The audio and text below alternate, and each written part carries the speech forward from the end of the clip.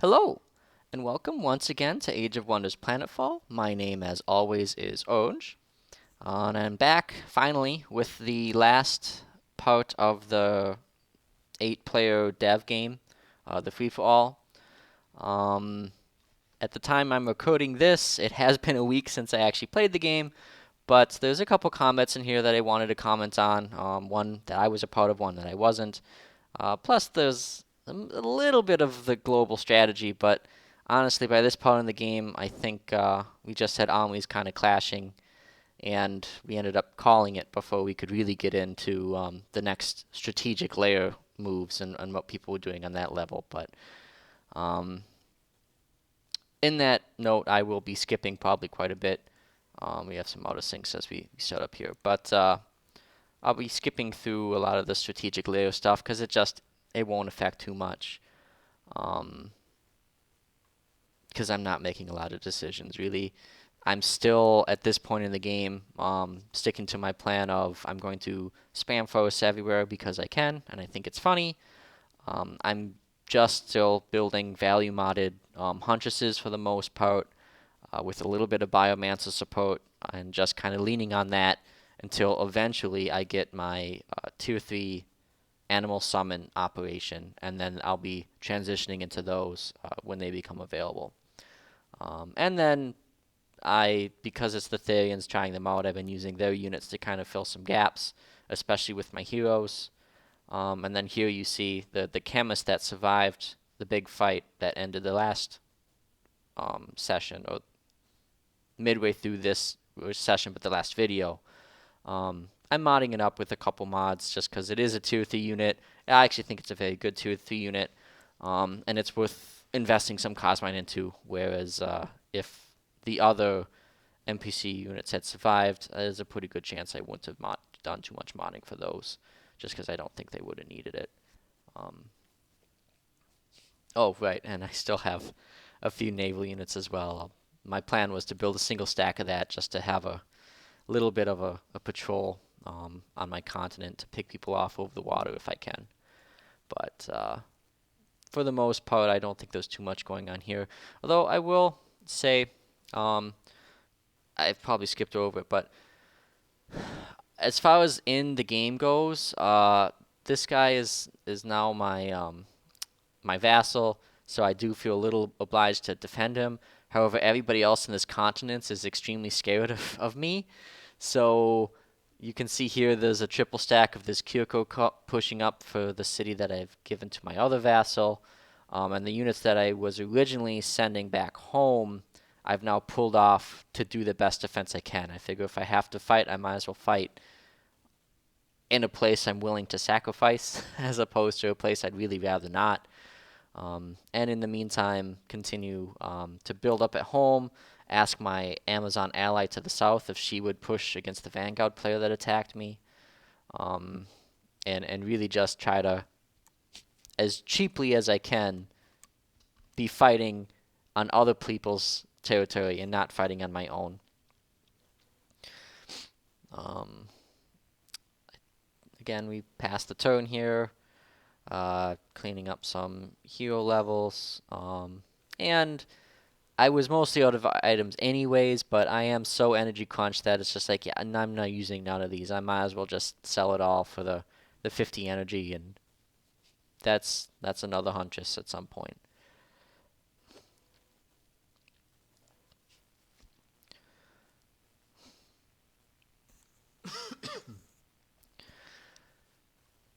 You can see here the red player that's a voxel. He's already knocked over one of the cities of one of the remaining cities of that new vassal I have, and he's looking to push on the capital. There's not a lot I can do about that because I have this triple stack of Kirko units, which I don't super scary. I don't know if I'll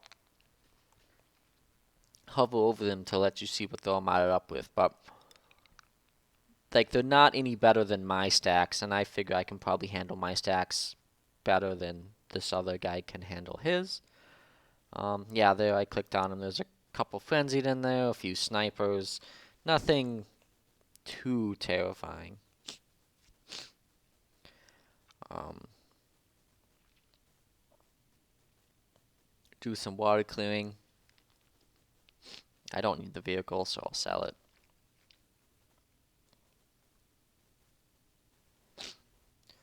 And again, that's really the only use I'm going to get out of those ships, is to just get some pickups as I can and basically patrol that Vanguard player, because now that I know that he's been attempting to invade me, or he's already attempted once, he might do it again.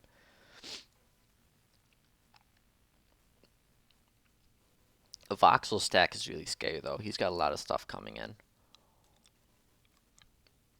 And then now, this orange player, the Kyoko player, already took the city, but now there's another triple stack coming in from this purple guy. So there's some negotiation going on in here as far as how we're going to do this fight, because we've got 4 stacks, they've got 6 stacks, and kind of the one big downside of Age of Wonders, both Age of Wonders 3 and Planetfall, for multiplayer is that with the adjacent hex rule, someone gets an extra hex, and that's not really fair, I guess. Like, there's no great way when everybody has more armies than can be brought into the battle to determine who gets that extra army. So usually, well, I don't know what usually, but in this game anyways, we're kind of negotiating a gentleman's agreement as far as, hey, we'll bring our best 3 stacks, you bring your best 3 stacks, we'll fight it out, then they'll still have 3 stacks after that to try to kill us,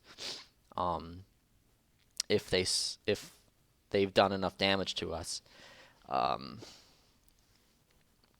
We'll see how that goes. I think first thing that'll actually happen is a Voxel is going to be attacking this group of stuff from Windslayer, my other ally.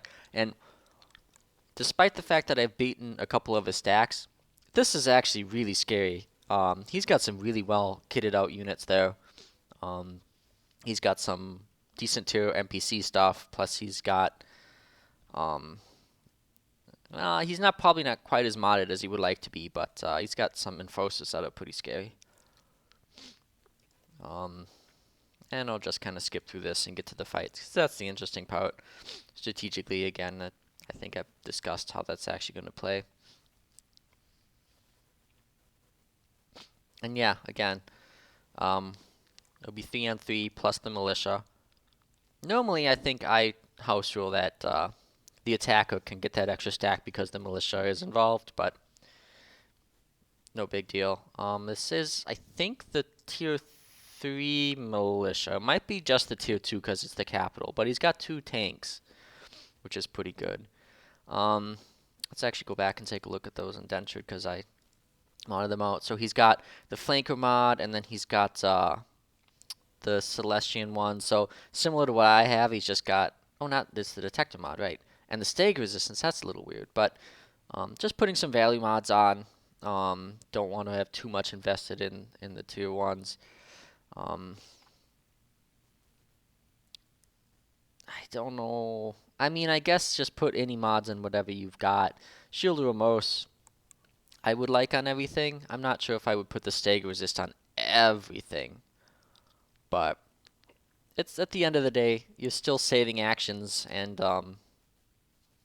you're still getting the actual defenses on it too. So I can understand why you would just throw it on.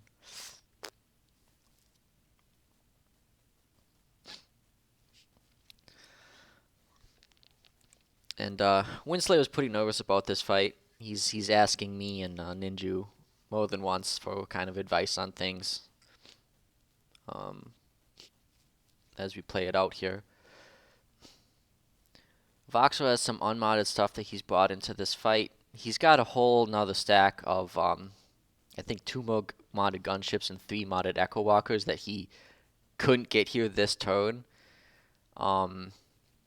And he's really going to regret that, because some of the stuff he has here is not the best quality. Like those sharpshooters are, again, unmodded. He's got an engineer along for some reason.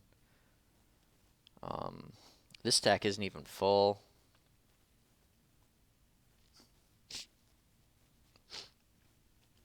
His stuff is all damaged because of, I think, operations that were cast on it by somebody. I'm not sure who. I would say Windslayer, but oh, he's got Bunker Buster, so yeah, the Vanguard one.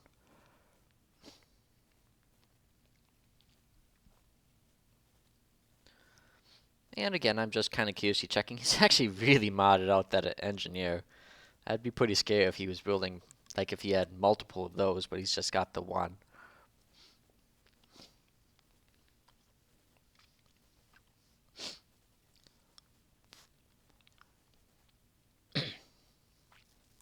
I think in a little bit here I'll probably take a better look at what Winslayer is doing, but first I was just trying to gauge the quality of the units in this fight. I figure on my first look through, I think there's roughly equal Cosmite invested. Um, Maybe a little more from a Voxel. Windslayer certainly has way more units, but I think a Voxel has kind of just a better overall composition. He doesn't quite just have a ramshackle, everything thrown together. Um, he's definitely got a plan with what he wants, and his mod build I think is also better. He's mostly got like all the good firearm mods and stuff, whereas um, Windslayer here, the Syndicate player, it's just thrown on a couple random Celestian mods, even if it's not like optimal for what those units need to be doing. The Enforcers are very scary. He certainly has a ton of snipers around, which can also be pretty scary. As Vanguard, they don't always have the best ways of dealing with stuff that outranges them.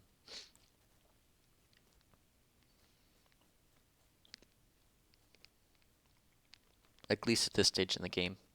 If he was up to like walkers or something, it might be a different story. But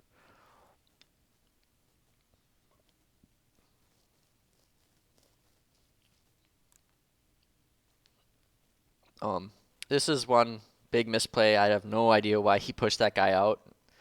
Um, it's a sniper unit, so why are you putting it past the walls? Because the Syndicate player here definitely has the range advantage. He has no incentive to move up and attack the other guy. Might as well bring him in. Let your towers get some fire on him. But he comes back, pops a resistance A code to try to salvage it a little bit. Um,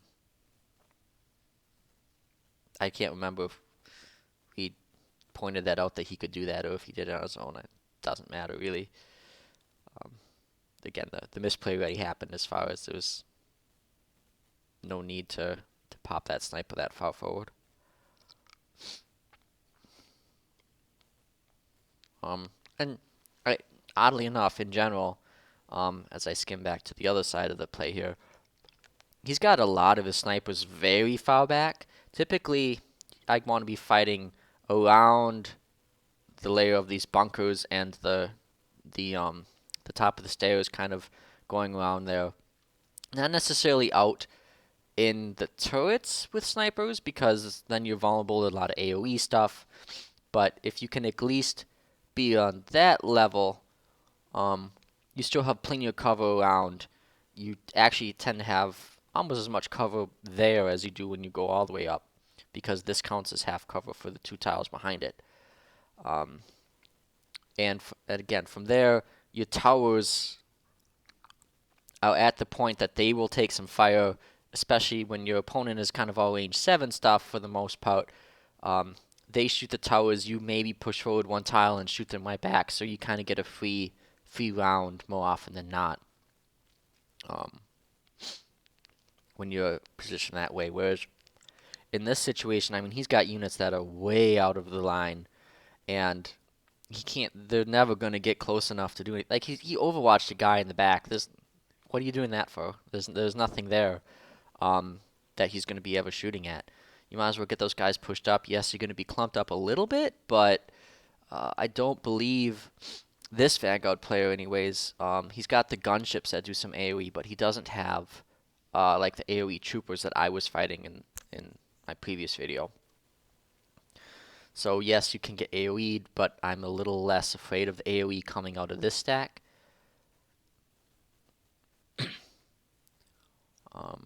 And even if you have stuff in the open, you're just better off. You want your snipers in a position that they can actually snipe stuff.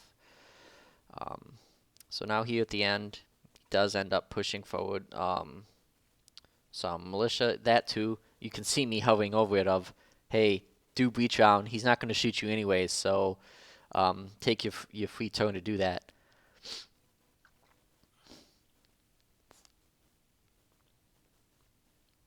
He's got the tank in cover. If I remember, the tank can't take cover, so that's another one that you could have done some other swapping. Overseers in the back is totally fine. Um,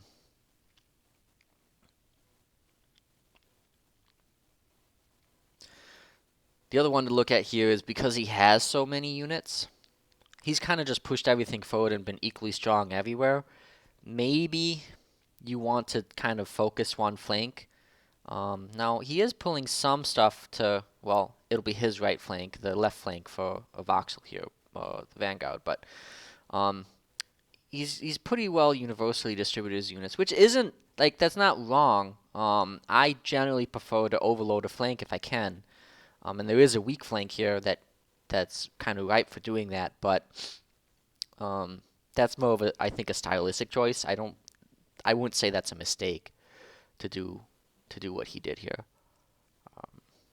As a general idea, I mean, obviously, again, there's some individual misplays as we keep staring at this one sniper that's kind of left out hung to dry.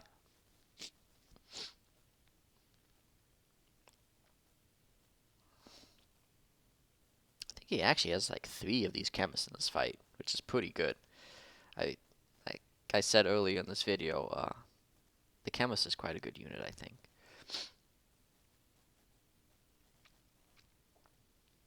I'd have to try it as well. I think it needs advanced piloting. Oh no, wait, I don't know if any of those need piloting. I wonder how that works as a hero unit, a hero chemist.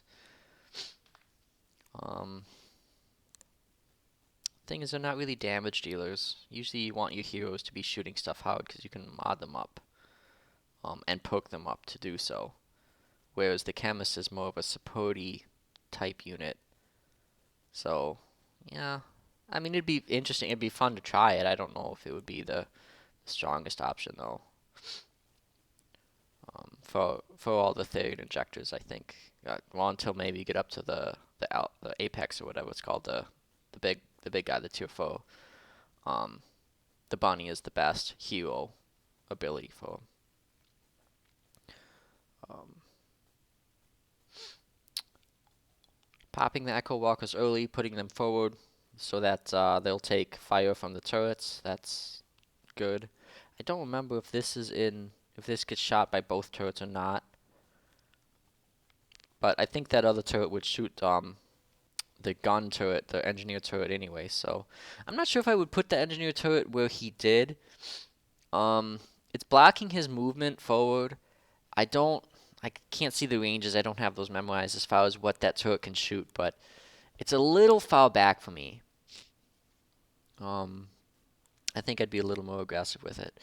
So here he again moves up, plays pretty aggressive with Echo Walkers. That's exactly what you want to do with them.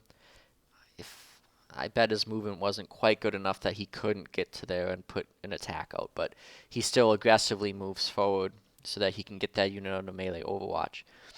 Now, that Echo Walker is probably not going to get away with it anyways, as far as getting any hits off with the melee overwatch, but at the very least, you've forced it to be a problem to be dealt with, and for the Echo Walker, you haven't lost anything, right? It's an ability on cooldown, so if the copy dies, no big deal.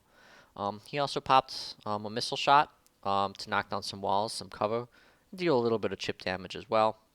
And actually, yeah, stagger, so very good little value boost there. He's got plenty of gunships around to be able to do that with.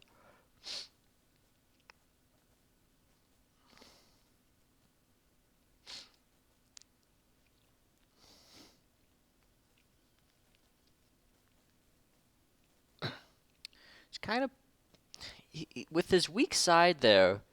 He's pushed the units forward because I think he got really attracted by that sniper in the middle of nowhere. He felt he had to go attack it. But then on this other side where he's got a nominally stronger stack, he's pulling in to go hard in on the center. Again, I don't think that's bad or wrong necessarily, but it is an interesting choice. I guess since the Syndicate player has played passive with many units, that does mean that you've because the Vanguard player can centralize a lot quicker. Um, he's going to keep some of these units kind of out of the fight for another round, um, which is good. Looking to get the value kill on this Guild Assassin that was pushed forward. I don't think that was a mistake to put that Guild Assassin there. Necessarily, it is a free militia unit. Um, really, the problem is that the other snipers, there's some of them that just aren't going to be available to follow up on anything that was shooting at that Guild Assassin.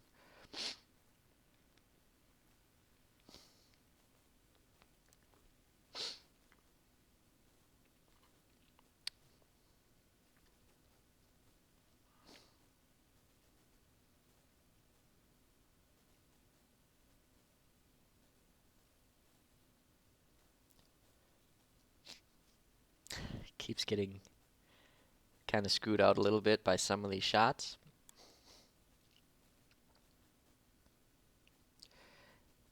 Puts the obscured on a gunship. That's a gunship hero too, right? Yeah. The other option would have been one of the Echo Walkers, but I have no issue with making the gunship most survivable. Again, your opponent has a lot of snipers, so if he tries to focus fire, bad things could happen.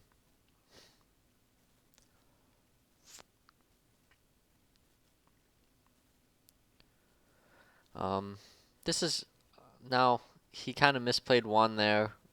He had one unit that was a little too close. I think that turret didn't shoot what he was expecting it to shoot. Um,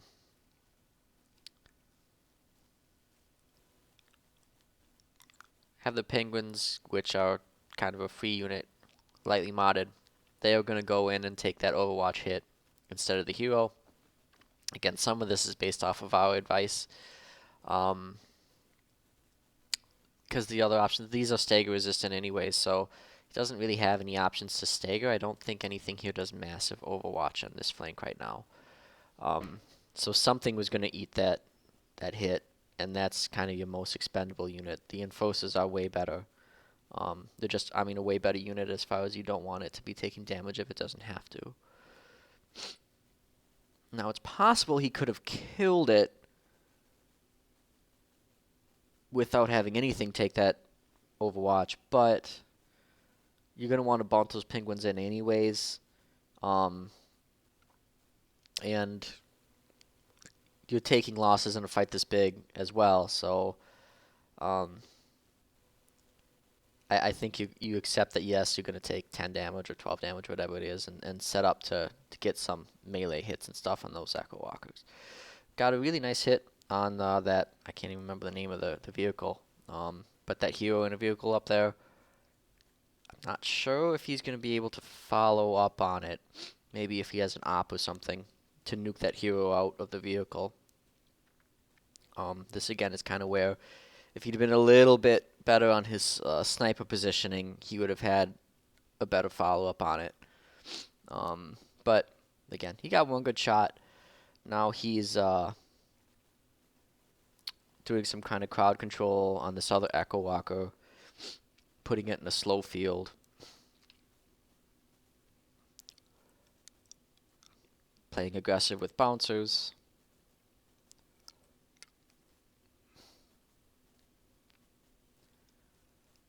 Again, really trying to push that hero out.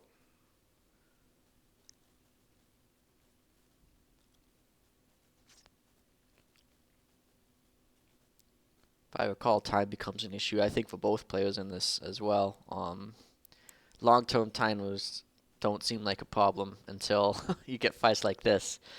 And then suddenly it's like, oh man, I just don't have the time. Yep, that's actually really good op. I really like that. Um, get yourself another unit, have it take a value hit, get that hero out. You there's a chance you're even going to be able to maybe kill that hero just straight up as well.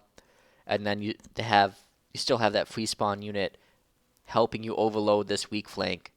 Um, I think that was just Winslayer popped that. I don't think he asked necessarily for advice on that, but it was very good. I like that choice there. Can't quite get that hero out. He's gonna have to finish it up with the bunny, I think. But that mobility is so good, even with the counter hits here from the Echo Walker.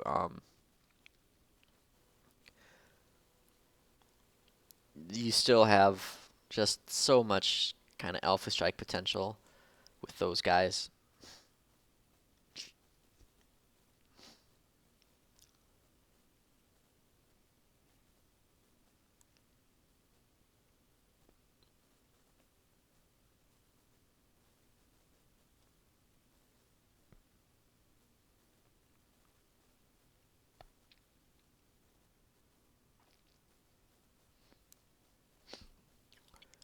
Tries to save the Guild Assassin.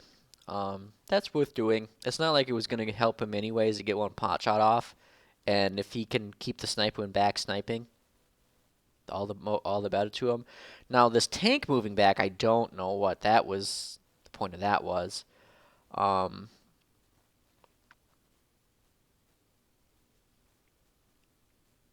I'm I'm talking in the stream about some positioning nuance, some type, but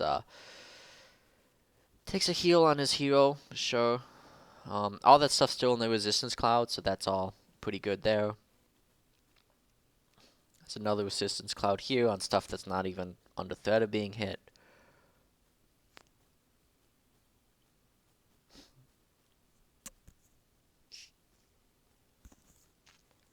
And now he's starting to pull some of these units over because they're not helping him at all when they're over there. And even again, red moving by the same logic as far as everything here is way, there's no way it's going to be shot anyways, so you might as well be very aggressive about moving it to where you might want it to be next turn. I still think he's got some stuff too far back.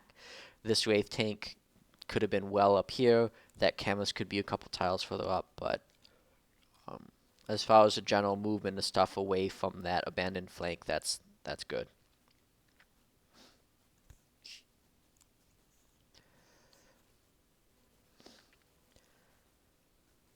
Um, it's good use of the renewal.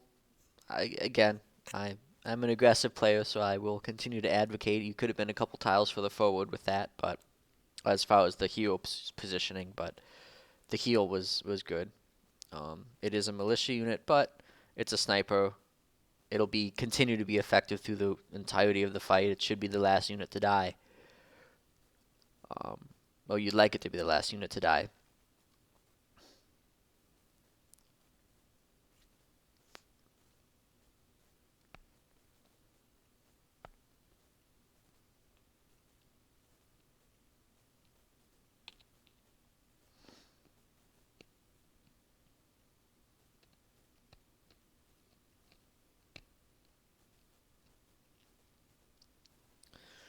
Syndicate have all these kind of AoE defense modes things.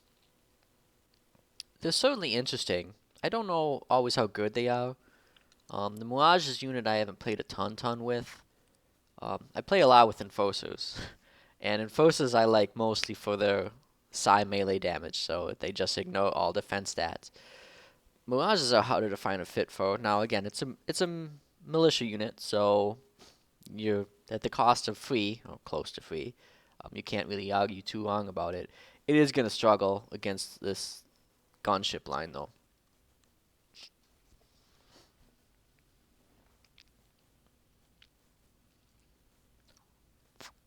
Now, the other option here, he's pulled a bunch of units over, which is fine.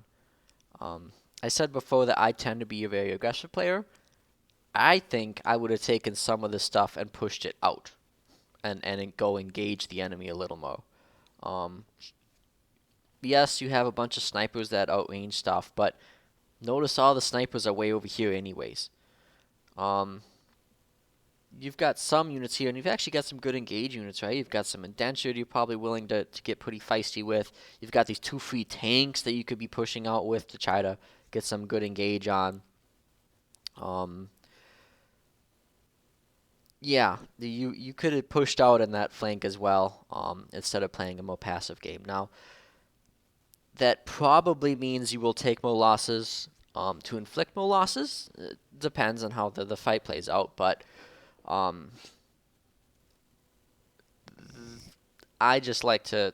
I don't like doing the gun lines Overwatch sort of gameplay. I prefer the move into your opponent and go kill them um, gameplay.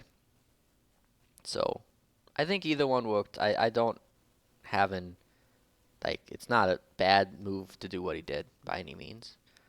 Um, I think we flipped tones now, right? I think we're now to a voxel. Um, he's lost that hero, which is painful.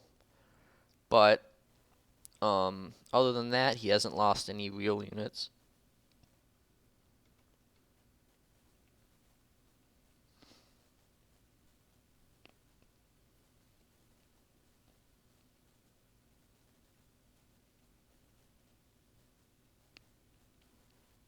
This turret's almost completely dead. I don't remember what did that.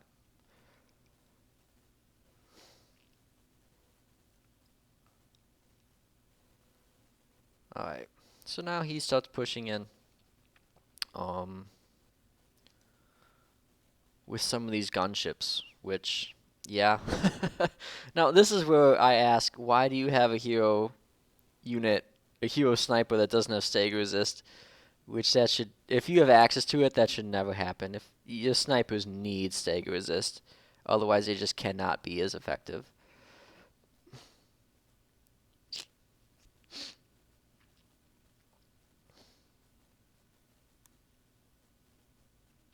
And he did take the missile fire as opposed to taking like a triple shot. I don't know what his damage numbers are looking like. I don't know if he could have got any kills going the other way. Staggering that sniper hero is pretty decent, regardless.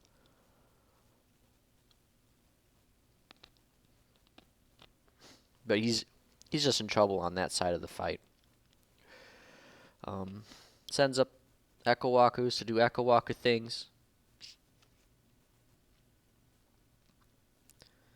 Nanites, Stagger Resist, and Phase Walk. Yep, that's a very good cost-effective modding setup for those units.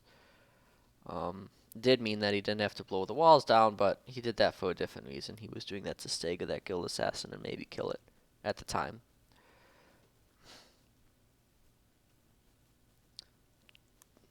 Got a jetpack hero. That's always pretty fun. With a range 7 rifle, you don't always see that.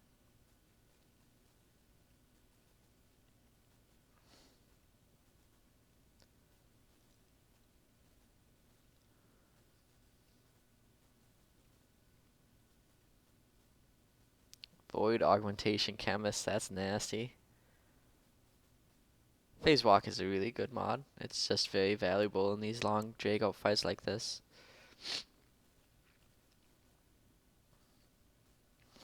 I'm assuming he's got that on the... I don't know if it can go on gunships. I don't know what it has on there, but takes out a turret. Again, worth doing. You're gonna have to do that eventually, anyways. I think that's the melee. Yeah, that's a melee hero. Which is an interesting setup because, well, this particular army doesn't really have enough Echo Walkers. Maybe he's got other stuff coming up. Normally, I would say one melee hero is probably a pro decision. You want to have like a chunk of melee stuff because usually melee is only effective when you start having enough that you're overwhelming the opponent. He can't deal with it all. Um, and even though heroes are tanky, you're not going to be getting a lot out of it um, from just the one hero. It'll die too fast. But again, if he would have had his army as he would have preferred it, he would have enough Echo Walkers that he could send that hero along with him and do just fine. Now he's taking pot shots at some of these militia units. Kills the Mirage. I think. Oh, that's not militia. That's a real indentured. I don't know if he's got the actions to deal with that this turn. But yeah, those gunships are kind of gnarly. He's very good about the positioning. You see, I clicked there. He has that that gunship one tile out of range of that turret. He takes the value shots on the bunnies, which, yeah, what else are you gonna do with that unit? It's pretty screwed. He pops nanites on that hero. Does he have the AoE? Oh no, wait, these are yellow, or these are green bars because that's my ally and this is my opponent. So yeah, he takes out another turret. Again, it's something you're going to want to do eventually anyways, and a lot of the other good targets are too far away to handle. And yeah, this is pushing up the other half of the Echo Walker is dangerous, because there's just not a lot of other um, targets that the Syndicate player can shoot at. But those are pretty decently modded Echo Walkers. The one of them's in cover. It might be hard to get enough damage on target to fully kill the unit. But it does mean that I don't know if that Echo Walker is going to be useful for 2 turns or not. Like this turn, yes, it's going to take a bunch of actions from your opponent to like try to address it. But I'm not sure if it's going to have enough to really be effective the turn after that, as far as like it'll be mostly dead.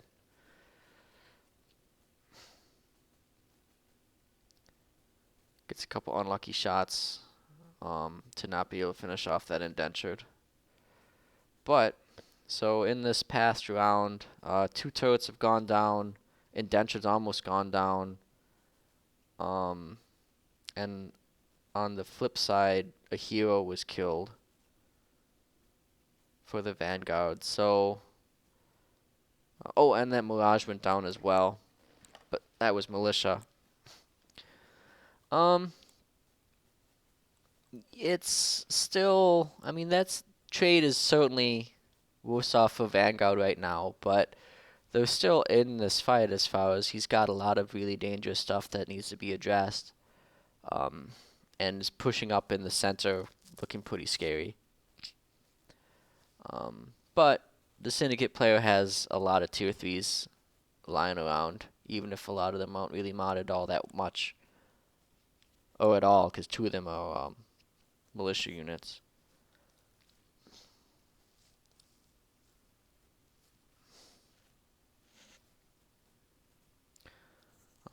And now back to Winslayer's turn, synthesis player. I before I talk, well, while he thinks about it, I want to talk about cluster bombs. That's an ongoing operation. It shoots, I don't know, 2 to 3 units every turn, staggers them, does a little bit of chip damage.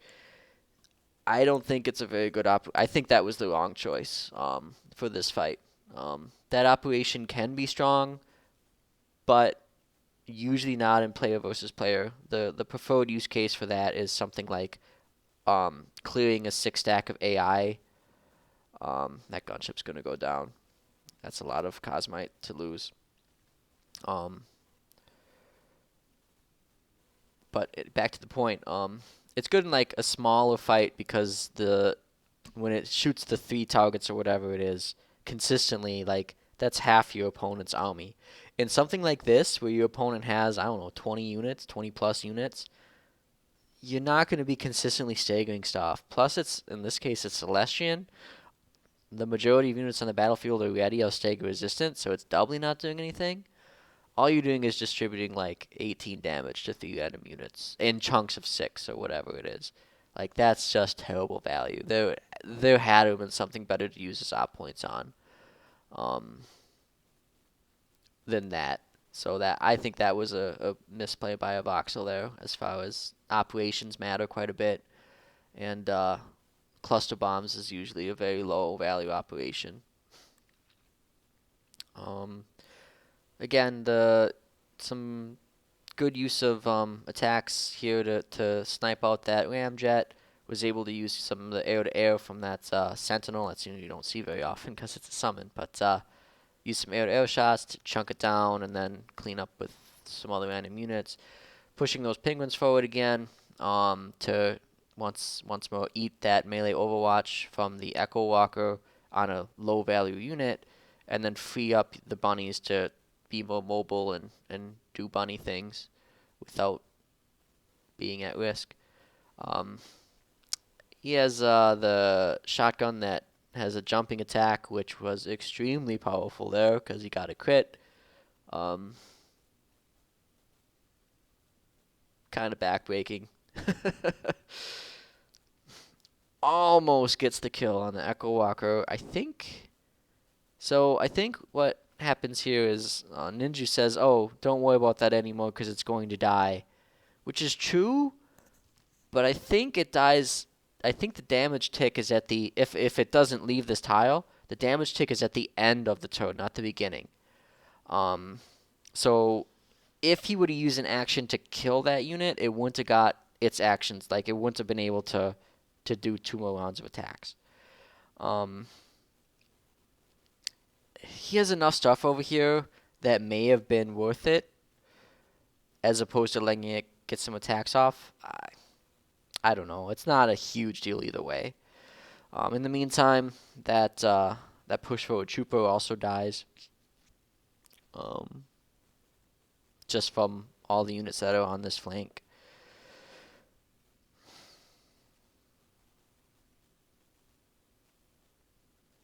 And then this is where you see there's all these units in the back here that are just not in range to do anything.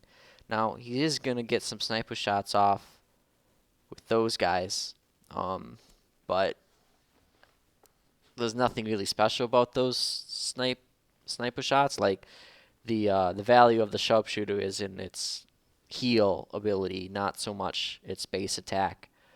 Um, and it's shooting a very tanky hero, so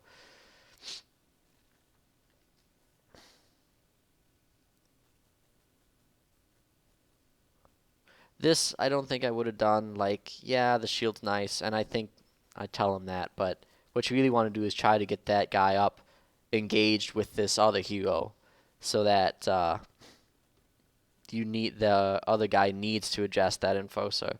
Now I think the tile is just wrong. Yeah, he would have had to move one more to engage, and he'd rather keep the shield up. Um, but now if these guys don't move or cheat or adjust this enforcer somehow, like that enforcer is going to be a huge problem. Whereas, yeah, if you go back here, you shield a bunch of stuff, it's all defended. But what's shooting over here, anyways? Like he's got what 2 units? One or yeah, he's got maybe this guy that can even shoot over there. None of that's at risk. Not really. So push forward, get those melee units in melee. Don't try to play defense with them. Although again, in this particular fight, both sides have melee units, but I don't think they have enough. If you're gonna have melee stuff, you really need to bring melee stuff. It's just too easy for it to die otherwise. Usually melee can get its own back if you can get enough of them engaged, but um, if unless it's like Echo Walkers, you really need more than 2 or 3 melee units to have it be effective. Echo Walkers you can get away with a little less because they copy themselves and they have such good like moderate range engagement because you can copy forward. And now here, actually, we see after that one really good shot that hit a bunch of stuff, like all these other shots are kind of grazing. That's the value of that the phase walk mod, boosting evasion. That unit's in half cover. Um, Now these are both the same unit technically. Like yes, one's the copy; it's gonna go away, but I think you still can kill like this one and then focus. I don't know. I think I would have focused to kill one half of it. I don't remember when the copy is gonna die if it was this turn or not. But drops the snow grenade on top of the real one, so it'll have to go through the the damage tick a second time if it's going to move anywhere.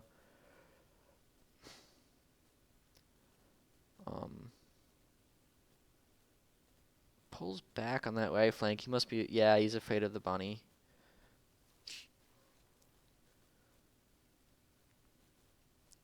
Gets lucky with a shot in the gunship. Gets super lucky in a shot in the other gunship.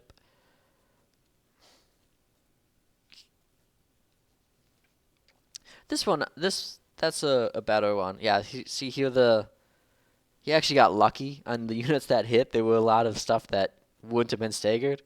But he actually got like 2 or 3 of the possible staggers off. Still, that none of that was helpful at all. Like, it made no difference. Um, and then now a voxel decides he's just gonna run. And I'll spin back to the fight in a little bit here. I don't know if I agree with this decision. Yes, you are probably losing this fight, but you've got a million of your ally units around on the strategic map. You have another one of your stacks coming on the strategic map. You've already killed some of these central turrets. You were positioned to be able to start killing real units. And like right now, you've just sacrificed a hero, a flyer, another 1 or 2 like modding units. And you've really got nothing back from it. Like, I understand that this is a pain. Like, you know that this fight's going to go south really quickly, but he just has enough around, and I think you play it out at least a little bit longer. Try to get some real kills on things. Soften this target up for yourself in the next couple turns. Because otherwise, I mean, yeah, he's just played 3 rounds for nothing, really. I'm not sure he's killed any real stuff at all. But I think the other way to look at it is, would you rather retreat 1 turn too early or 1 turn too late? And this is the 1 turn too early option, which, yeah, if you're not sure, I guess just pull out and come back. You've got more stuff coming on the map. You can come back with a lot better stuff in a minute.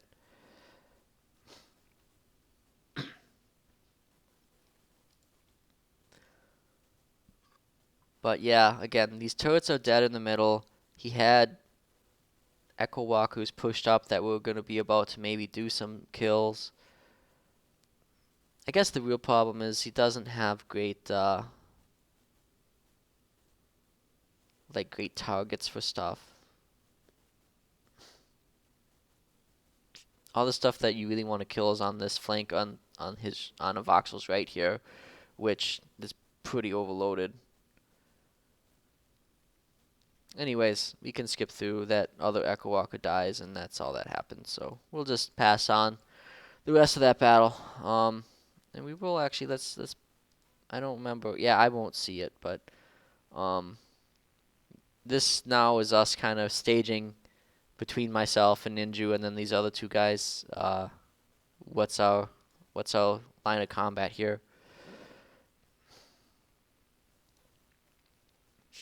And so we go from one fight and immediately into another one. Now this is interesting because it's the first non-city fight, which means that it means a couple of things. One,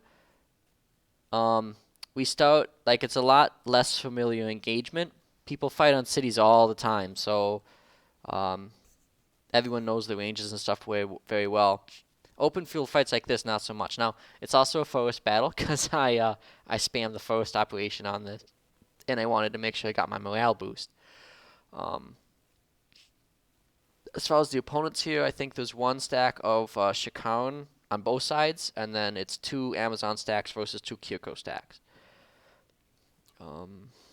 That's actually pretty. Like, I'm most scared, I think, of the Shikaun stuff because he's got a better mod lineup, and Deadeyes. Now, what happens in this fight is the clock really matters. for the two guys that only have 6 units, they only have like a minute or something to do their stuff.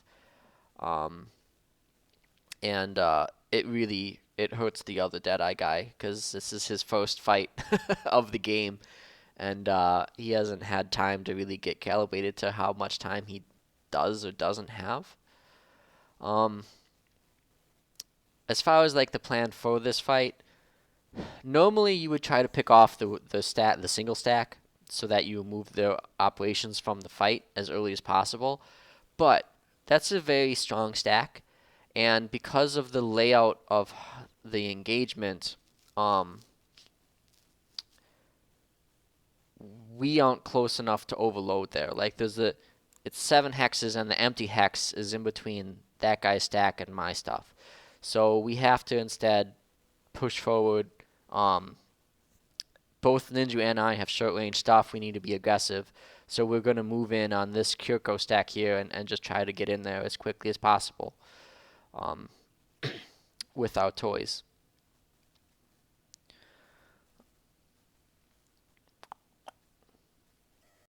Not super worried about AoE.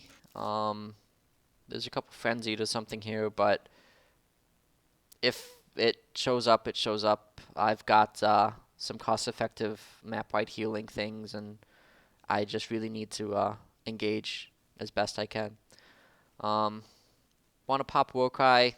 I often find that it's hard to use it effectively, so let's just get it over with um, now, and I won't get any use out of it this turn, but maybe next turn I'll get some, and certainly the turn after that.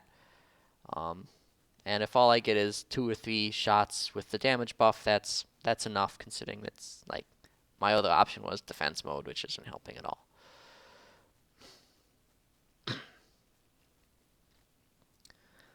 My ally in this fight, once again, is Ninju. As I think I've said in every video to this point, Ninju's very strong in tactical combat. He and I have played against each other quite a bit. We've had some other 2v2s where we've played with each other. So we know kind of what we're trying to accomplish, and we'll tell each other a little bit of, hey, this is what we want to do. And you'll see later in this fight that we play together as far as I will leave some stuff behind that I know he can handle while I deal with some other threat so that we're not wasting actions.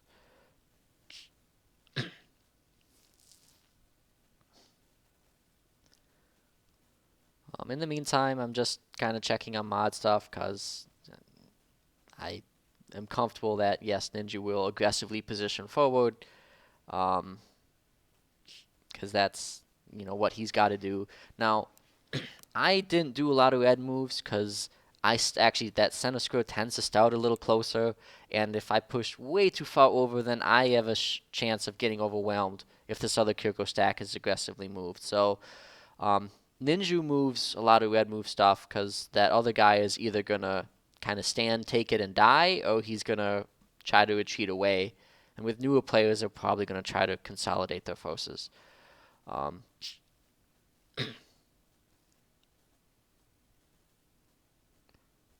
Anchor, that's a cool gun. I think I'm literally saying that in the stream as well. um, don't see that very often. And this is where the time really factors in, where this other Shakan player doesn't get all his units moved up. I think these two Deadeyes don't get moved. Like, this Deadeye doesn't move at all. Plus, he's got some heroes and snipers and stuff back there. Um, and it's really painful. Now, he has a hero and a propagator. That's an interesting decision. I think the propagator is, again, kind of a supporting unit. I don't really think it's great, but I'm pretty sure that hero, like, started in the propagator. I don't think he put it in the propagator. And I think right about now is when that guy realizes, oh my god, I've got 10 seconds left. And he still has 2 heroes plus a Deadeye back there that are way far away from this fight.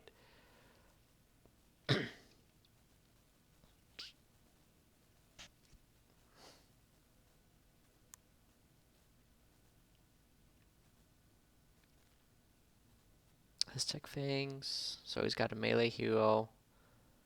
Um, Pretty decently modded up. Oh no, he does get the. Maybe that's next round that he doesn't get everything moved.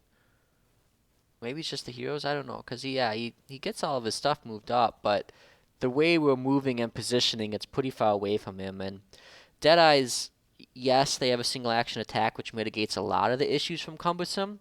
But this is really the worst case scenario as far as trying to catch up to an opponent that's actively moving away from you.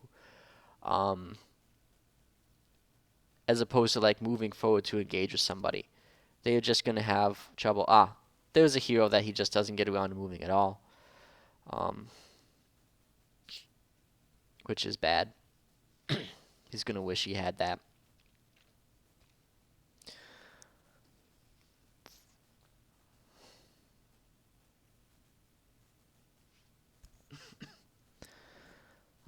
And yeah, now we're into the Kiriko player, so now he's got kind of two decisions to make. One is what does he do with these guys, and two is what does he do with those guys. Now these guys, it's like he's going to move them down, but it's how aggressively does he move them and position them. This other stack, he decides he's going to try to retreat and consolidate. Now he's a bit screwed either way, I think. Um, but I would say he's probably better off to just take both of his things and just slam it towards the middle. Red move it if you have to, but just really be aggressive about moving it. Oh, that's the other thing I should say. For the Shakan player, he didn't red move his stuff. He just had it all end in defense mode, and he really needed to red move. Certainly with those dead eyes, like nothing shooting at him anyways. What good is defense mode doing? You got to get those extra couple tiles of movement so that you can participate in the battle quicker.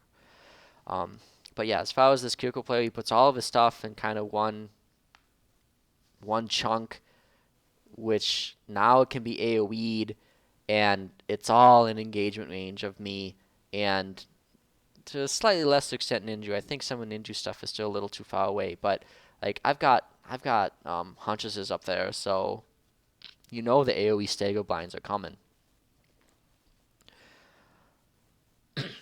And he's Kiriko. I don't think he's got his frenzies. Like he doesn't have natural access to stagger resist. Now I think he picked it up somewhere along the way, but I think he absorbed a Vanguard colony or something. But he hasn't put the stagger resist on those units yet, which means that the stagger lock is going to be a real pain for him. Um,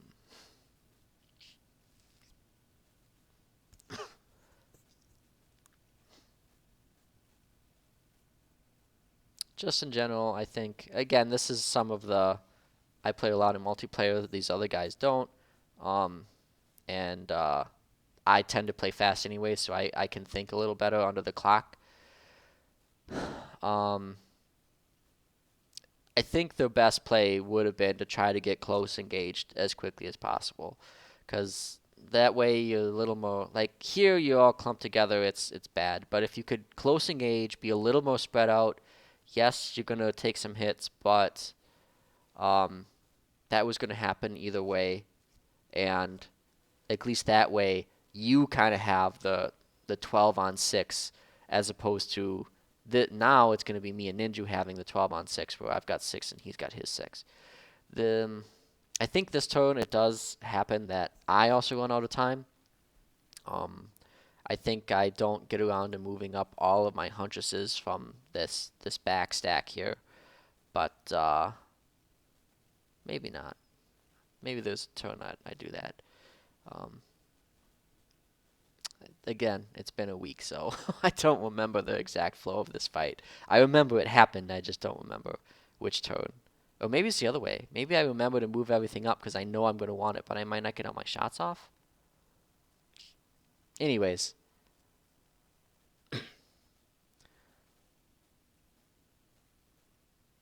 I am just trying to decide. Yes, I will probably red move, but that Shakan stack is a little scary.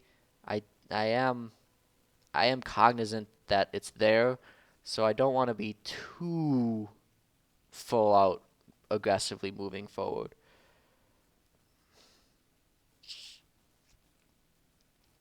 At least not with everybody.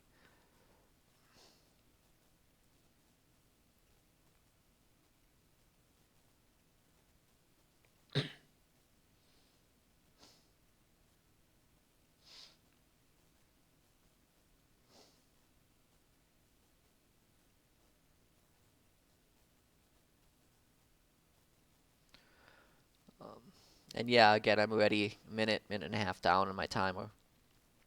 It actually, this was hard. This fight was the hardest one, um, as far as time goes, for me anyways. Um, just because it is an unfamiliar map, lots of stuff at play, and even just like moving stuff from way out of the battle up is taking me a decent chunk of my time, much less the things that will actually matter. Um, Checking some scans because you're always going to want scans. This is actually about as bad of an army you can fight for that. There's no real like single amazing thing to hit with scan.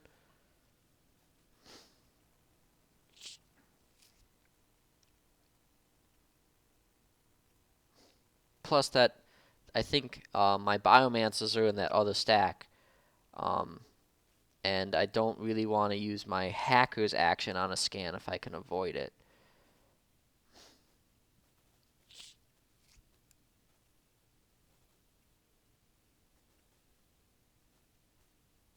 Yeah, this is definitely a turn that I run out of time on something. Because I'm trying to be really precise about some of my movements here. But I do know I want to stagger lock as best I can that triple stack of units there because they're all in perfect in a perfect position to do that. And I'm also going to want to put the bunny somewhere. Now this is dangerous because there are a lot of melee units involved here, but I've stun locked a lot of them. So, and like this unit that frenzied on the bottom, I'm intentionally ignoring that because I know that my ally can cover it. Checking operations because I'm running out of time. Um, no animals to take, sadly. Um,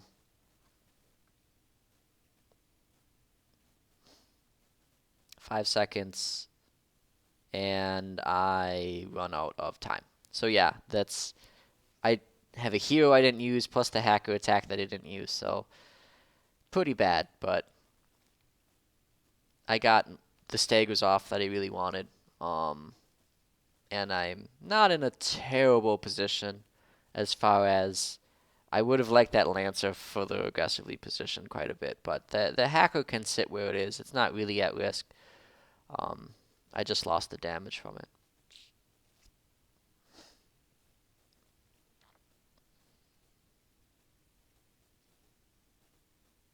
Although I probably should have at least got hit it with a scan if I was going to leave it where it was.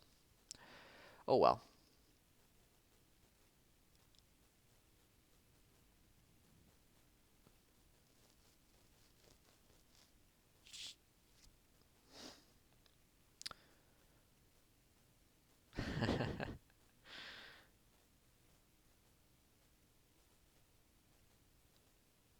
um, just throwing damage down.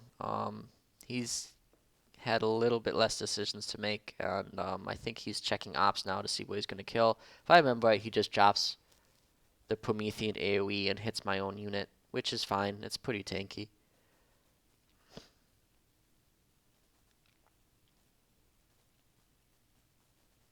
Oh no, he doesn't. He just does the single target laser strike, which I'm okay with. Just a single target nuke is usually the most cost effective thing you can do for an op. Kill a unit before it can get any actions off.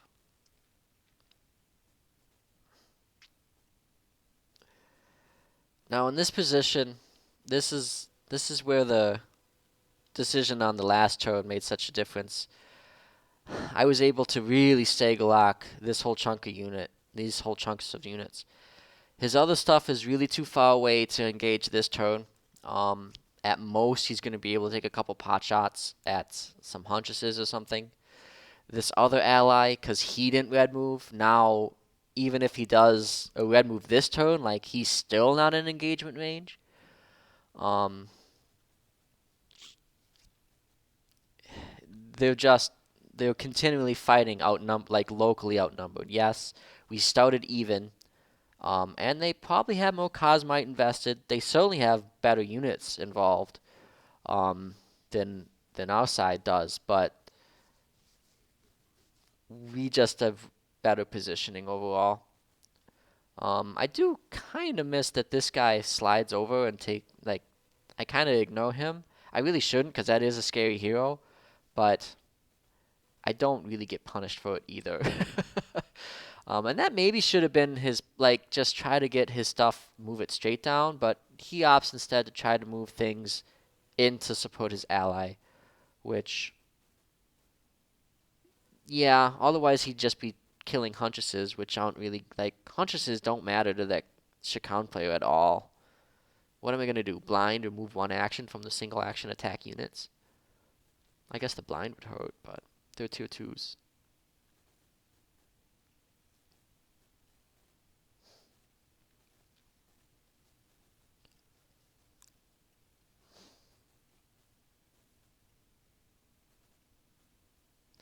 This is me trying to check some actions now so that I won't screw it up now again this next turn as far as running out of time. Um, Hacker's a good unit, but in this particular fight, I don't always have great options of what to do. Yeah, this was the turn where those two Deadeyes don't get moved, and that's backbreaking. Um, those are probably maybe the two best units on this entire battlefield, except possibly some heroes. And the fact that they're not even gonna be in engagement range for another turn is brutal. Excuse me while I take a drink.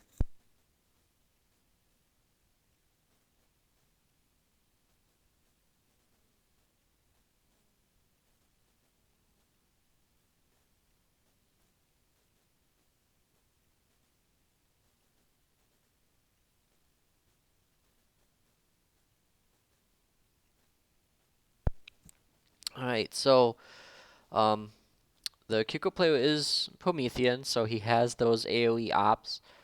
Um, can't move to see exactly where he dropped them, but he's kind of trying to move to position them to save his other units, like prevent Ninju from moving up effectively.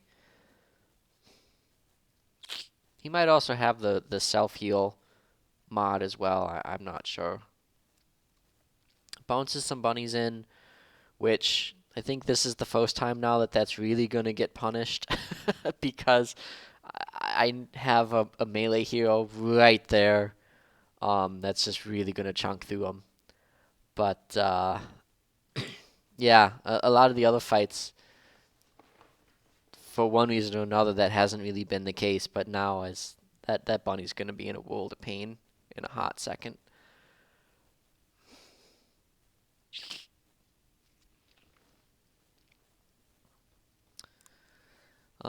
Continues to drop AoE. I really like. He has no better choice. Like that was where to put it.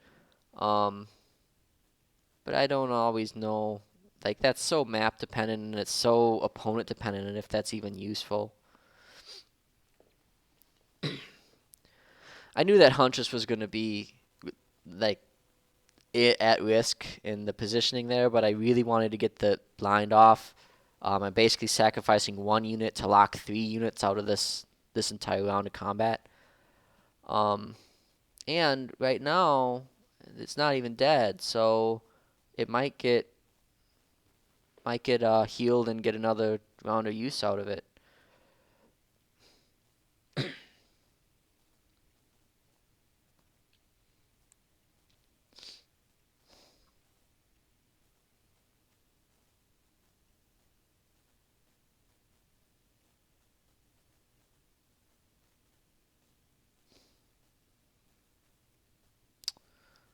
And he firestorms not to finish off a unit, but again to kind of prevent movement from my ally, which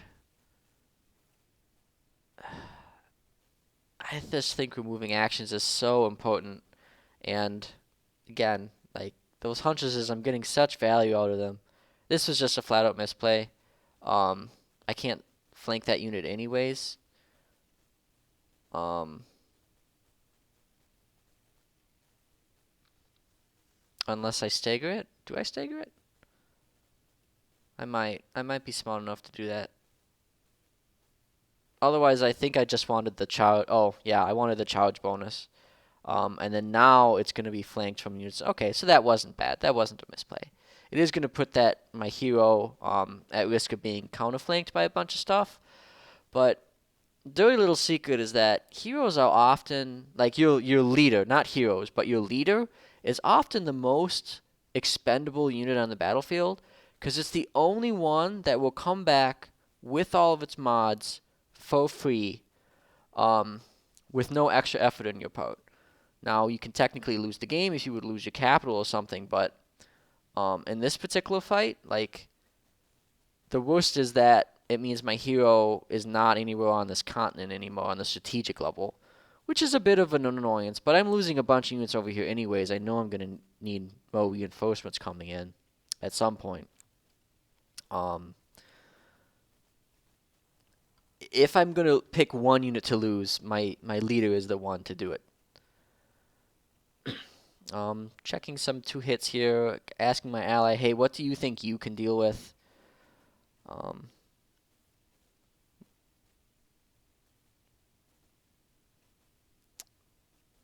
and I want to bounce the bounty out of the burning ground. Oh no, I don't. I end up just doing a one-turn slide because I have so much. Like that bounty's so tanky, anyways. That I just want to get the extra attacks off because that's a hero in there, I think, right? No, it's just a hidden, but I want that hidden to die.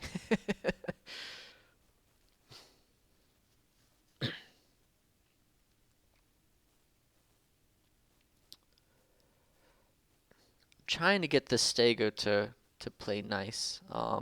I mostly just really want to Stagger. I think that's a sniper hero in there, so I'm going to leave this unit for my ally because he's got that action reset attack, so he'll want to be able to kill something to reset his actions. I figure both of those are dead, maybe even this other hero, I'm not sure, but I don't need to worry about those units anymore. In the meantime, I have another bunny hero coming on in. I take the highest value AoE, even if that means that I'm removing that unit for my ally, but no big deal. Checking operations between the heal or the shields. Shields is almost always better. Now, I do have a bunch of units that are slightly damaged, but I think the shields will just prevent more damage than the heal will um, add, like, give back. So I'd rather prevent upcoming damage than restore a lesser amount of already taken damage.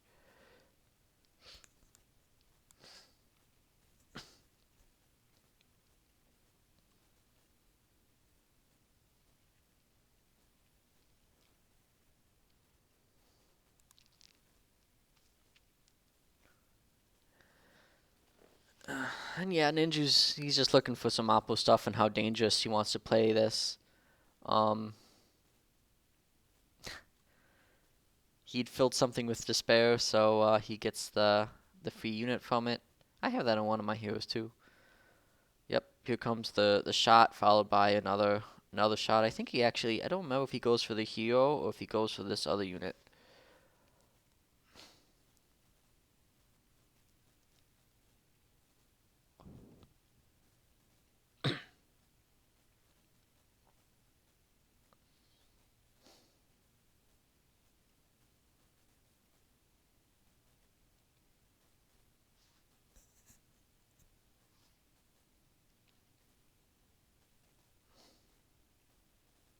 Okay, he goes for the other one.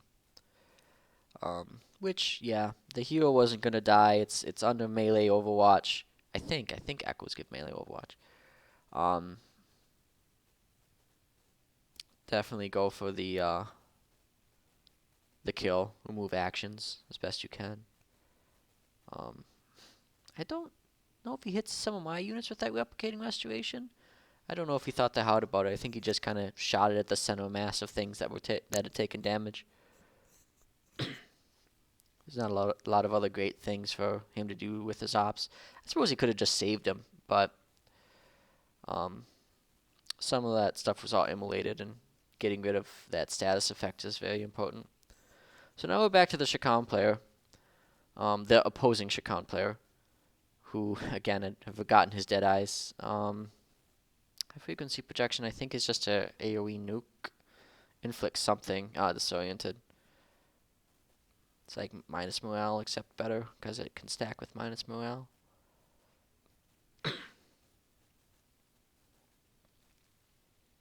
That's from the Sonic tree, by the way. Um, that operation. I think it's the second one. I think the first one is a single target nuke, and then they get an AoE nuke. Red moving the dead eyes. Again, it's going to be too little too late at this point. The Kyoko player has been pretty gutted. He's got some stuff left that's scary, but we haven't taken any losses on the other side of the field yet. Um, oh, he gave fast movement to his dead eyes. I forgot about that. That's an interesting mod setup. And fast movement actually interacts interesting with cumbersome. I think you still have like a net one tile less in movement when you have fast movement cumbersome as opposed to just normal 32 move. Um, it's something like that.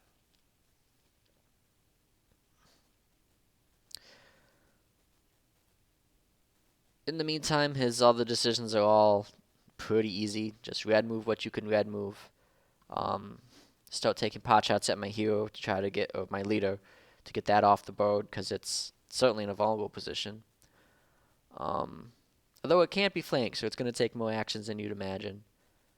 Um, and then, so now he splits some damage, I think, there. I think he took one shot at the hacker and one shot at the hero, which you kind of want to pick and choose your battles there.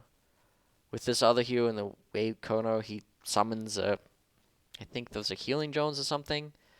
If he was going to do that, he should have done that like turn one or maybe, because I don't know.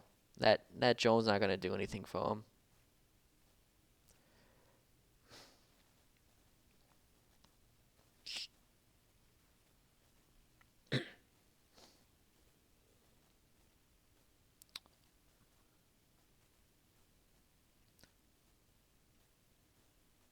Going for the Huntress, which it's the easiest target to kill, but of these three units, it's the lowest priority. Um, I think though maybe he just wanted to really make sure that Filled with Despair would proc. Whereas like the hero, it's a very low chance to actually work on the inflict, and the hacker had a pretty good chance, but on that Huntress, it might have just been, it was either 80 or 100%, whereas on the hacker, it'd be like 60 to 80%, something like that, depending on if there's any other inflicts around. So I can see why going with the sure thing there. But in the meantime, like I have now lost one unit, but it's 10 Cosmite. I have definitely traded better in this fight so far.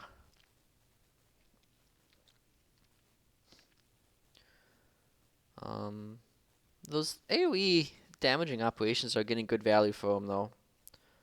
Um,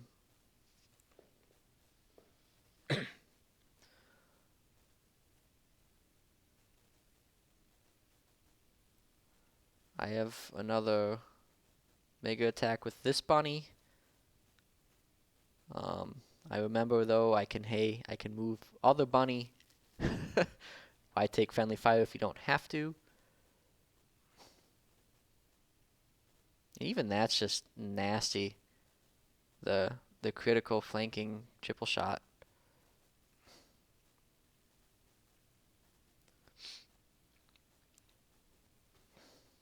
There was that disoriented status effect paying dividends. Otherwise, that would have been a really big hit.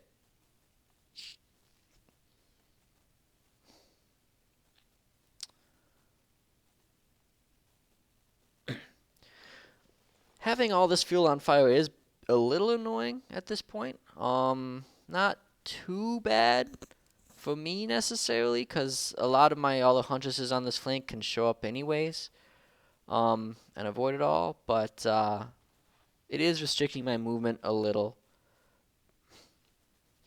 Now I actually have to try to decide here how all out I want to go with the staggers. Um,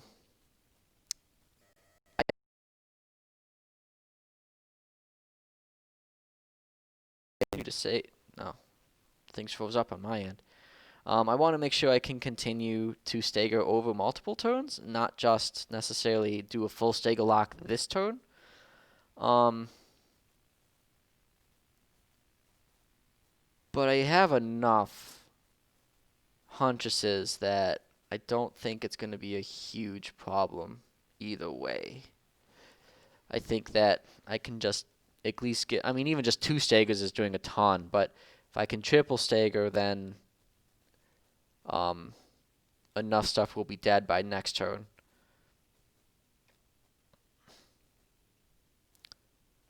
In the meantime, with this Biomancer, I don't remember if I'm looking to sleep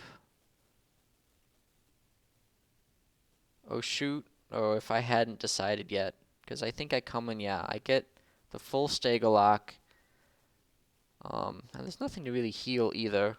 I definitely have forgotten about that hero already. Off to the right. But it's by itself. It's not really going to be doing too much. Hero. Now I remember it. Like, yeah, screw it. I'll want that Huntress for its flash arrow sooner or later, but in the meantime, it can just get an easy clear. Um, I'm a little hesitant to do too much to that Echo, because I know my ally can kind of handle that. I'm letting him handle most of these units on the side here that are all half dead. I figure he'll be able to kill the bulk of it. And now I can finally heal a bunch of that chip damage. Undo all that burning ground.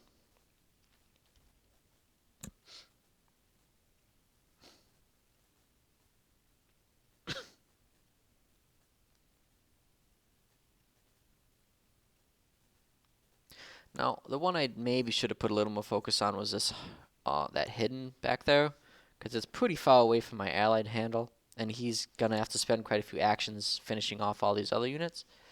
But, oh well. The other guys, a large part of their power was totally stagger locked out of this turn. Flash Arrow is really carried pretty hard in this particular fight.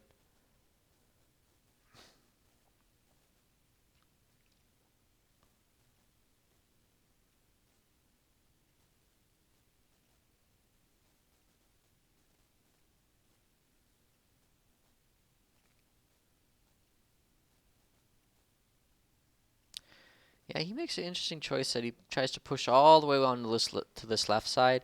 Again, that's where this big pit of boning, I think, influenced that somewhat. Um, he didn't want to just chunk all that damage by moving in willy-nilly.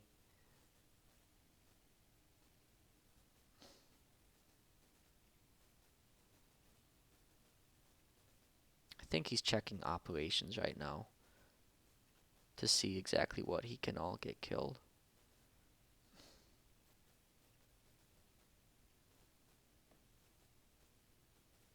He might even be leaving that Purifier to die for melee Overwatch.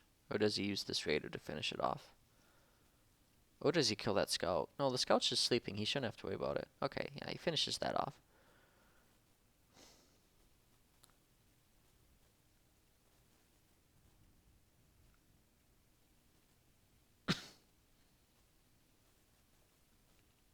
Then if he pot shots the hidden and opposite, is that enough to finish that off too? And then this hero he didn't do anything with? No, all the way around. He just staggered that hidden so it won't get its full shot off, and then he finishes off the hero. Okay.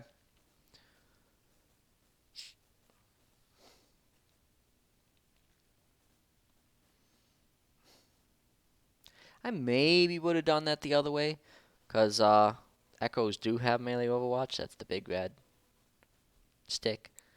Well, sword over the unit says it's got melee overwatch, whereas the shield is defense mode.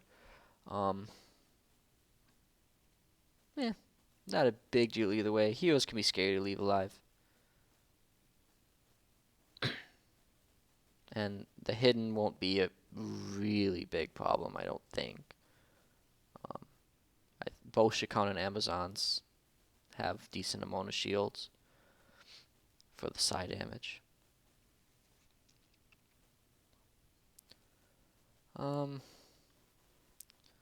Again, this is a interesting turn to have to think about for the other guys because most of the stuff is all staggered. I'm gonna skip ahead a little bit here. Okay, so they use shield shattering frequency, which is actually scary. It moves a bunch of defenses and then starts moving some units in to try to snipe off my leader. But as I said earlier, the leader is the thing I least care about losing in this fight. It's just not a real problem for me. Plus, it's a leader on a in a vehicle, so they have to kill it twice. So they're putting a bunch of actions into something that is a really like not a long-term benefit to them. Because remember, this fight for Ninja and I, we're fighting this, and then there's a whole nother 3 stacks of stuff that these other guys have that we need to kill. So for us, it's all about not like preventing the amount of losses as best we can. Which they, yes, my leader is powerful, but if they could kill 2 weaker units, that's probably better than spending all this effort on the one.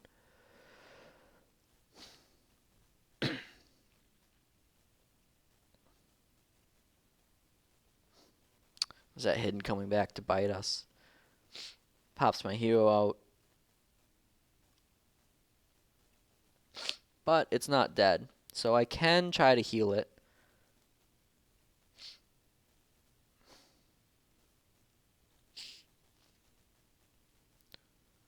Trying to decide between the Haywire Daemon or the AoE Stagger. I think I've already used the AoE Stagger though, so I don't remember what I end up doing. I probably just shoot stuff.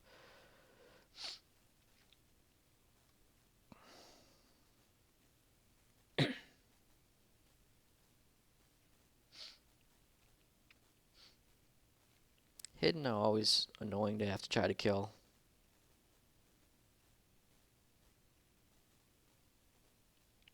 I keep checking my ops in the hopes that the 8th time I check it, I will finally have a single target nuke available.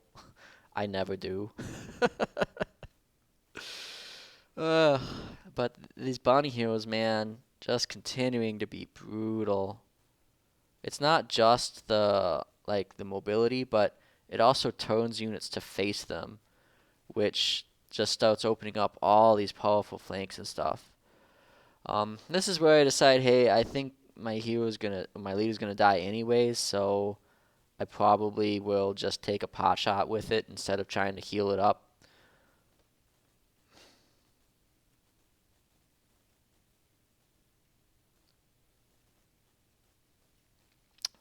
That was actually a real decision as far as which of these 3 units to hit. I wanted to make sure to do the one that was a sniper. I preemptively dropped the protective growth just because I am directly engaged with 3 heroes, at least one of which is melee, I think. So yeah, I'm expecting my leader to die. I've written her off. But I really don't want to lose that Lancer because that's a very powerful unit for me. And I did make a mistake here as far as some of the staggering, but I can recoup it a bit. I should have done the staggering before I moved that Lancer. Um, oh well. Ultimately, I think I ended up just killing a bunch of that stuff either way. Finish off the Deadeye again because I know my leader's dead regardless. I could have healed it, but it wouldn't have been in defense mode or anything, and I know my ally is going to be able to do a decent chunk of damage here. Plus, it's sucking up actions, right? If they're shooting at my leader, they're not trying to kill my bunnies, and those bunnies have been doing work for me.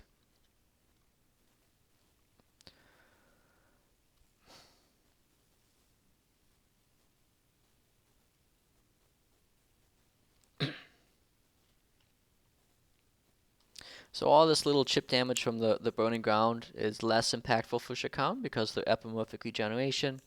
And the Xeno defense actually as well. That first tick changes Xeno defense over to thermal damage channel, and then the rest deals less damage. I think that Unleashed was still sleeping for another turn, but I don't know if Ninja had anything else that he could really shoot at to kill. So he's just gonna try to finish the scout off.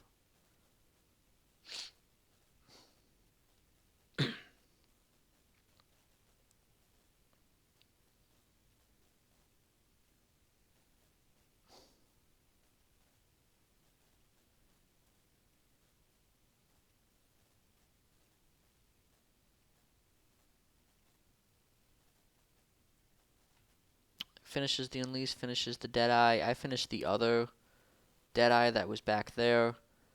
For the most part, I mean, the heroes are kind of scary, but that's all that's left in the fight. And as far as our end goes, I think I lost a Huntress. I'm going to lose my leader. I think that's it. I think otherwise, for 18 versus 18, to only lose two things is pretty remarkable. This fight, I think, really just kind of came down to, um, oh, that's the Skitter walk. So the reason he's doing that is because Skitter is for every tile you have, like it's for every tile of movement, not like net difference in tiles. So he just moves over the same two tiles to build up the Skitter evasion. Yeah, every tile it moved, not the net number of tiles difference. Anyways, I think this fight really came down to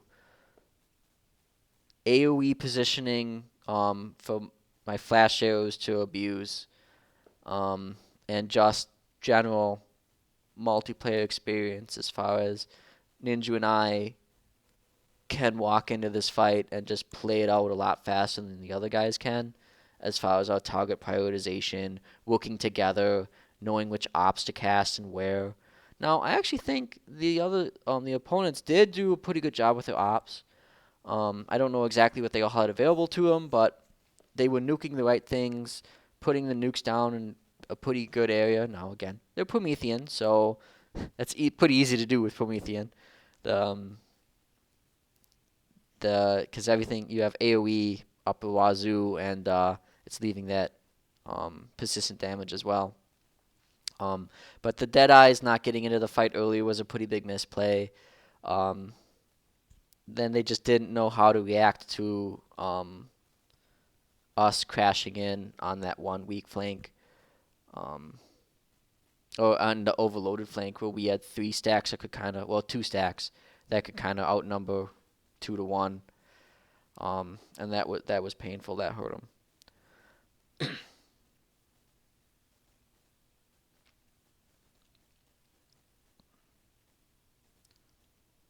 Um, yeah, it was a good fight, interesting fight, but yeah, it just didn't. It's hard to fight against people if you've never had to do it before. Humans just behave very differently than the AI does. They tend to have more well thought out units, and they certainly have better thought out tactics.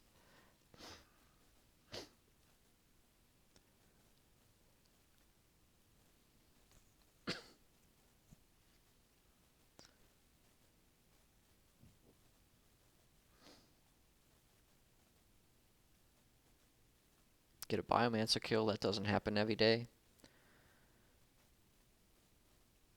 And that's the end of the fight.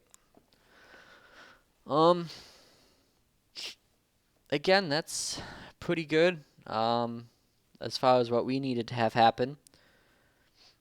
And I still have a chunk of other stuff to bring in. We end up, this stream is really kind of winding down. We don't have all day. We've been in a bunch of fights. We just auto this, and then I think we end up auto this fight and then call it. But you'll look at this fight in a second here. This next one would have been a very interesting second fight, as far as I have 2 tactical points. I don't know if Ninja has any. And if once we get a chance to look at these stacks here, this is almost stronger units than the original fight was. 'Cause yeah, this has Echo Walkers and stuff. I think the purple player here had just much better stuff coming in. Now again, he's got a bunch of monostack stuff, but that's a terrifying fight. 6 bunnies, a ton of raiders, plus this other Kyoko support. Like, man, that's just really hard to deal with. I think I would have loved to play it out, but unfortunately, we don't get that chance. We just have to auto it. Which we'll see in a minute here. And yeah, auto fight goes brutal. But we do win it, and I'm gonna go back and pause here because I never took a great look. So we were outnumbered. We had heroes. The other groups really only had the one. That was a very painful auto for us. I think we would win that fight, and it could even have maybe gone this poorly, but from the other side, they definitely could have been like sniping out heroes really bad, alpha striking them.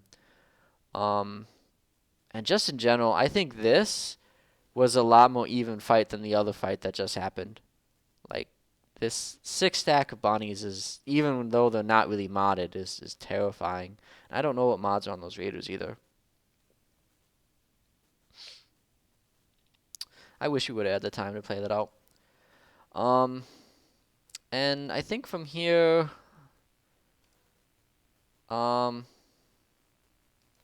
I continue to do some stuff, but ultimately we just kind of call it at that for the match. And soft, I think technically they said I won. There was a bit of a disconnect here as far as a lot of the people on this other continent thought I was way stronger than I was. I certainly had a decent chunk of units, and I was winning all the fights I was in. But as far as the strategic picture goes, I had never wanted to win. I wasn't trying to conquer anything more than I already had. And we were really kind of chunked, like Ninja and I, on this little tiny island. We just didn't have a lot of resources available to us. If we would have kept fighting this out, like, we might see it in a minute here. I can't remember if it was the orange player or the purple player. One of them had another, like, 3 full stacks coming up. We were going to be losing another city, and it was going to be really tough to keep Windslayer alive. Ninja had exactly 2 units, I think, at this point. Period. Just his leader and a hero. And I didn't have anything left over there. I had stuff back at home, but I was still scared of this other Vanguard player moving up. There was a lot of interesting stuff to play out in this game yet, I think. And it's just unfortunate that we had only planned to do 2 sessions. I think that was a big reason why we just kind of called it, because like, man, this would go for hours more if we wanted to play it out. But I really enjoyed it. It was a fun time. I kind of wish some of the other guys would have been able to get in a few more fights. There was, again, my pro Amazon ally here. She didn't get to get in any fights at all, um, which that's kind of a shame. I wish everybody would have at least got one fight in, but that's what happens when you start on your own island. I will fast forward a little bit here through some cleaning up of stuff because I do eventually kind of everyone just concedes at some point, and I get a chance to look at some of the map and strength and stuff where I actually fit. There might be some autoing in here as well. I'm not sure. Oh, I think I recorded through my concession. Yeah, here we go. So everyone else concedes. I concede just so I can see the power here. I think red is a voxel, so he was the strongest, which actually looking at his stuff definitely looked to be the case. He hadn't he lost a little bit in that fight with Windslayer, but he definitely had stuff lying around yet.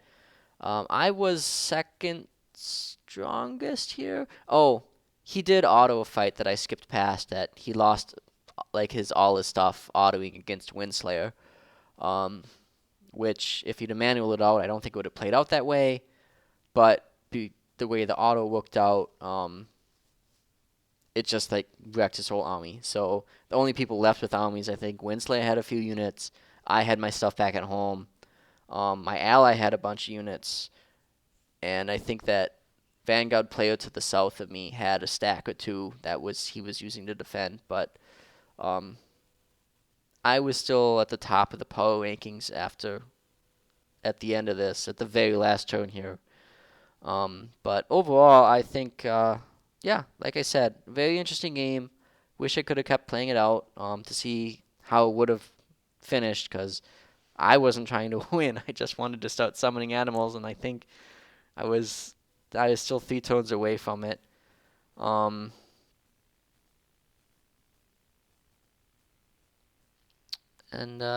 I know Voxel will be trying to set up more of these free-for-alls. I think he will be doing it with fewer players, though. I think he's going to cut it down to 6, because with 8, it took a little while to spin up, and then there's a lot of dead time, especially towards the end here, where with 8 players, we were even lucky that we had a lot of fights with multiple players in them, but you could easily have fights where just 6 people are watching 2 people fight.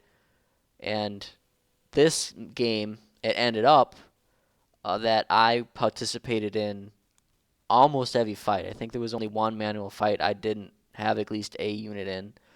And Ninja was almost as bad. I think he only had 2 fights. And then again, there's some other people that didn't get any. So with 6 people, it would even out a little more. There might be some other changes too coming down the pipe. But I know he's planning to do more. I believe he's not saving it for the people necessarily that were in this one. He's going to leave it open for whoever. So maybe I'll be a part of it. Maybe I won't. Hopefully anybody else that's watching, if you have any interest at all, if and when he advertises, you try to join, and maybe you get lucky and get in. This wasn't any case of streamers or knowing anybody. It was just I really think only 8 to 10 people besides a voxel and Jackdaw, was the other dev. But other than the 2 devs, I think there just weren't a lot of people that tried to get into this one, which is why I managed to get in. So anyways, hopefully this was kind of useful, or at least entertaining for people to get a little bit more context for some of these fights. And we'll see if I do more like this in the future. I may or may not. It's hard to comment sometimes after the fact, because the strategic map gets a little boring. It's a lot of the same stuff after a while, and even with the fights where the disconnect between the time required to make the decision and the time required to say this is what I was deciding means that it's hard to comment. But we'll see if it pops up in the future, a chance to do it. I'll do it again. And in the meantime, as always, enjoy Planetfall.